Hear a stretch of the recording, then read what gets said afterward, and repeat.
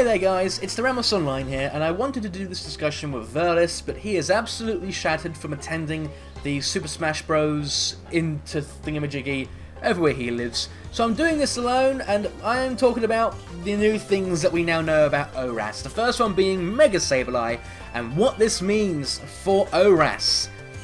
So, my thoughts on Mega Sableye? I'm scared. If it keeps its prankster ability and gets a big defensive boost, that thing is going to be a nightmare. You are basically going to be forced to bring a fairy type if you want to beat this thing, or toxic stall it to all hell, because that thing is scary. Some people have suggested that it might get a new ability. One of my friends think it might just get Wonder Guard, which would be way too overpowered, because then Fairy would be the only thing that could hit it. Or maybe a fighting type move with Scrappy. But those are few and far between. Some other people think it might get stance change. Now, we do see Sableye hiding behind the gem, and it does kind of poke its head up or around the gem to attack. I don't think that means it's getting stance change, just because of how the description does say that it hides behind the gem and attacks while foes are preoccupied with trying to break said gem. So, I definitely don't think it's going to get Wonder Guard or stance change. My brain is dead just looking at this thing, because we all saw Mega Mawile back in the X and Y reveal thingy, and we were like, well, where's Sableye? Isn't Sableye going to get one? Well, now Sableye does have. The thing I'm more interested in at the reveal of Mega Sableye is how many other non-story Pokemon are going to get Mega Evolutions, just because do keep this in mind. So far, the only confirmed Megas for ORAS was Swampert, Sceptile, Diancie, and you can kind of call the primal forms of Groudon and Kyogre Megas. I think they're listed as Megas, but that's a whole different story.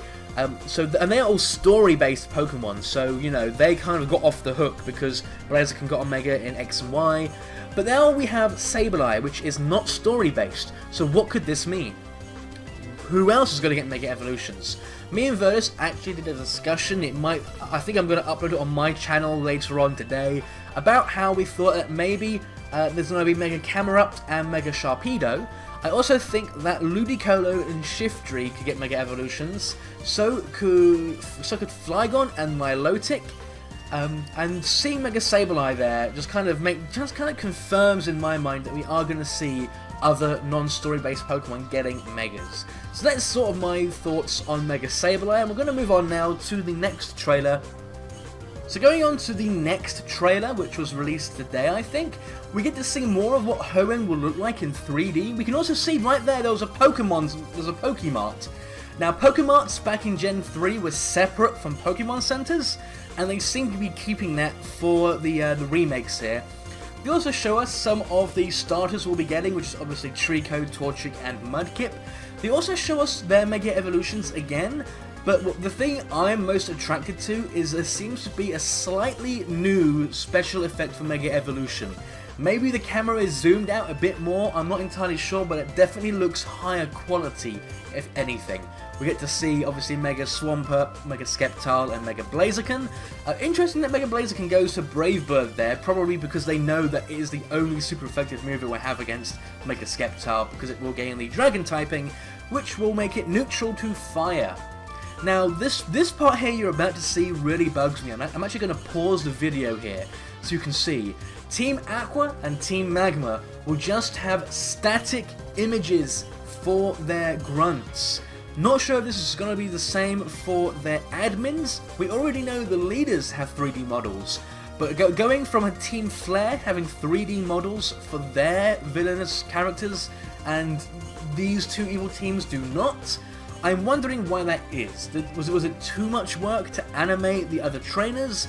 Was it to cut corners to save time? I know it's a tiny little gripe, but come on, we're moving our games, we're moving Pokemon into the 3D era. Why are we still having 2D character sprite things in battle? But moving on from that, we get to see Primal Groudon and Primal Kyogre using their new moves that seem to be limited to their primal forms. But the interesting thing is they show the Fire-type move hitting Blaziken and the Water-type move hitting Swampert. So what does that mean? Does that mean these are going to be so powerful that they can KO with reduced damage. Anyway, the final one we have here is Mega Diancie, and this does bring up another point of mine, is that Diancie is going to be in Pokemon X and Y, but the Mega Stone to Mega Evolve Diancie is going to be in Omega Ruby and Alpha Sapphire. So what could that mean? Again, if they don't allow us to bring Mega Stones back into X and Y, the only way they can do that is if they patch the game. That means Mega Diancie will not be available in X and Y. So what are they doing with this? What are they trying to tell us? That is about it for the trailers. I'm going to be going away over this weekend, so don't expect any videos at least until Monday, maybe shortly after, because I will be slightly busy. But that is about it for my take on the trailers and updates. So let me know what you guys think in the comment section below, the kind of things you're looking forward to in ORAS, and the kind of feelings you had when you saw that Mega Sableye was going to be a thing, and let me know what you think about how the Mega Stones are going to work, if we can actually bring them back to X and Y. Because at the moment, we don't know if they're in the game's ROM, because we had the RAM dumps, and they aren't there. So anyway, that is all for this video, I guess, and I'll see you guys in the next one.